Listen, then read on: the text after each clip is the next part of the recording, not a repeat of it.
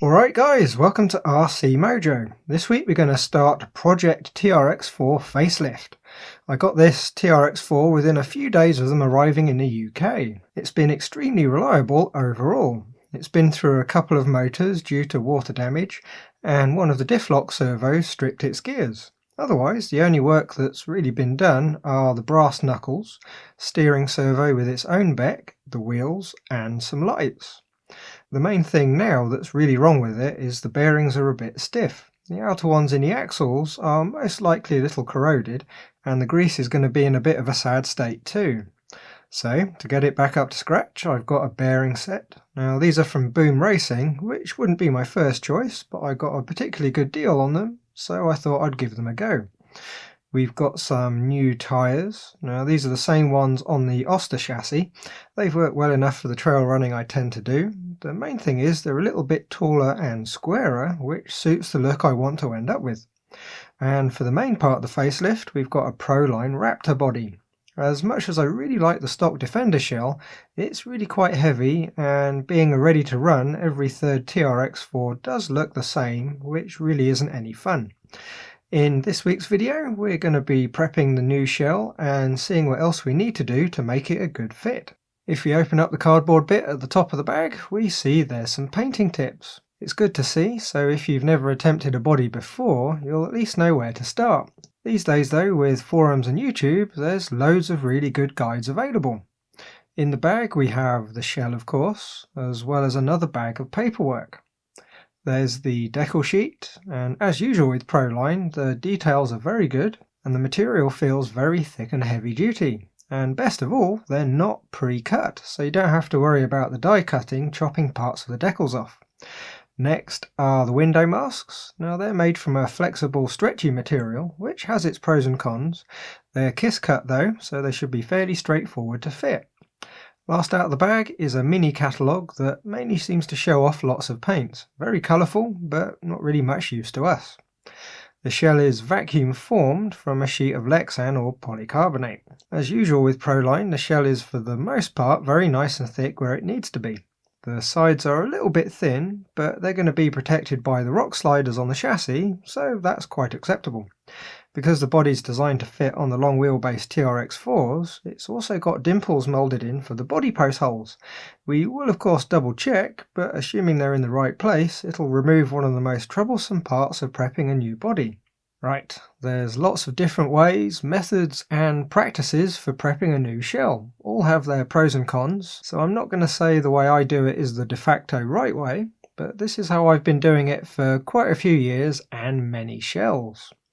First, I go around the bottom of the shell and roughly cut away the thick skirt, keeping a little bit of distance away from the moulded line around the edge of the bit of the shell that we want to keep.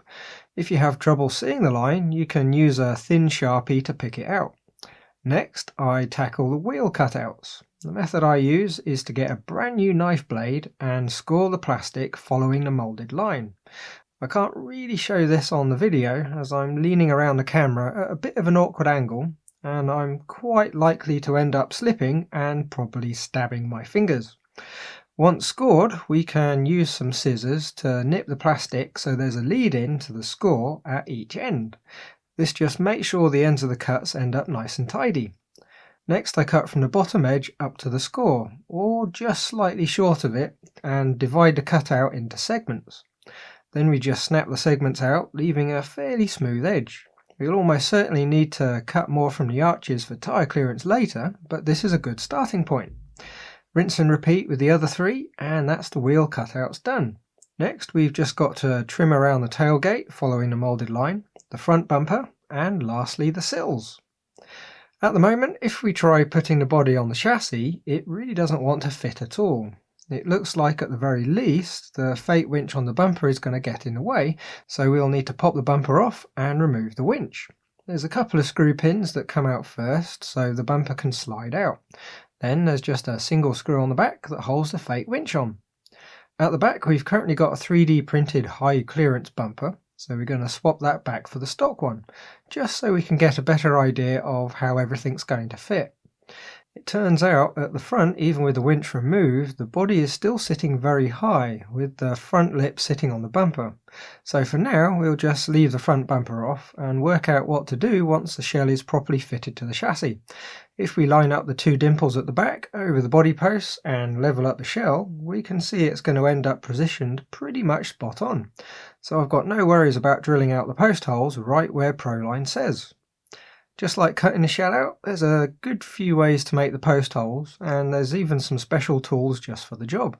I tend to start by gently spinning the point of a blade in the dimple to mark the centre and give the drill bit something to bite.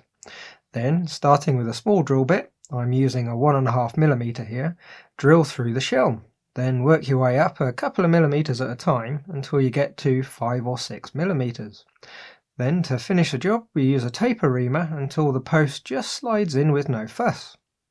Right now, with the back of the body on the post, we can see it sitting way too high. It needs to be at least 10 or 12mm lower. We're going to need to adjust the rear body mount. Now it's held in with a couple of M3 screws, so we need to pop those out first to adjust. Unfortunately, the body posts are already about as low as they're going to go, so we'll need to remove it and cut some off the bottom so we can get it lower. It's literally just a case of using a hacksaw to chop the 10 or 12mm off the bottom. After the surgery, if we pop it back in and drop the body on, we've got it somewhere near right. So that'll do for now. We can move on to the front. Just like the rear, there's a couple of dimples to mark the position of where we need to drill the holes for the posts. It's the same procedure. Mark the centres, drill them out, starting with a small bit, working up to a big one, then finish with the reamer. It turns out that the front's going to be sitting a little bit low, so we need to adjust the front mounts too. Just like the rear, they're attached with two M3 screws, so we just pop them out, lift the mount up by one hole and pop them back in. We're making good progress now. The body is sitting fairly level and fitting well. Unfortunately, if we refit the front bumper, it's really not going to fit. We could trim the front of the shell to clear it, but it's still going to be a straight bumper under a curved body. Those end bits sticking out really won't look very good at all. So for now, I think we're going to leave the front bumper off again, and I'll have a look around for an alternative. I'm thinking probably a narrow bumper and then trim the body to fit around it. I'm sure there's going to be something on eBay that's going to look nice and tidy. After some off-camera experimenting, I've lowered the rear mount one more hole and I've padded the tops with some foam. The top of the posts actually have two sets of holes. The lower ones are used for a regular body shell like this one, and the upper ones for the Traxxas shell with the extra plastic structures. I found with moving to the top hole and then flipping the rear bumper mount over, the rear of the shell is very close to being a perfect fit. It's just a couple of millimeters off. So I'm going to order an aftermarket rear bumper that hopefully won't stick out quite so far, and as long as it's a good fit, trim the shell around it. For now then, we're going to continue fitting the body, and we're going to deal with the bumpers in another video when they arrive. Next up, we need to trim for tyre clearance. Right now with the stock tyres, we've got some fairly major rub. The front tyres especially rub when the dampers are fully compressed and we steer the wheels, which is fairly common, especially when you try and keep the body mounted low on the chassis. So we're going to need to trim some plastic. And since we're going to be swapping to larger tyres, that's only going to make things worse. So before we start hacking, we need to mount up the new tyres. Now, I've already done a complete video on these beadlock wheels, so I'm not going to cover it here. If you want to see how they work, I'll stick a link to the video in the description. In this video, however, we're just going to cut to the new tyres. And there we go, nice and chunky and square. They might not help performance, but they do look a bit more aggressive. Now, rather than going in and just starting to hack away plastic, I usually use a Sharpie or another fine tip permanent marker and rough out what needs to be removed. It's important to use a permanent marker as it'll actually work on the overspray film. Normal fibre tip pens simply won't leave a trace. What I do then is compress the suspension and look where the tyres overlap the shell and simply mark what needs to be removed. Then, starting fairly conservatively, remember we can always cut more but we can't add it back, start trimming plastic.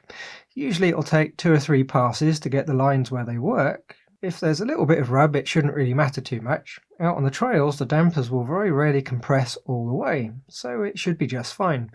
There's always a bit of a trade-off with clearance and maintaining the shape of the shell. The last step for today then is to tidy up. If you look closely at the edges, you can see they're a little bit rough where I've nibbled at them with the scissors.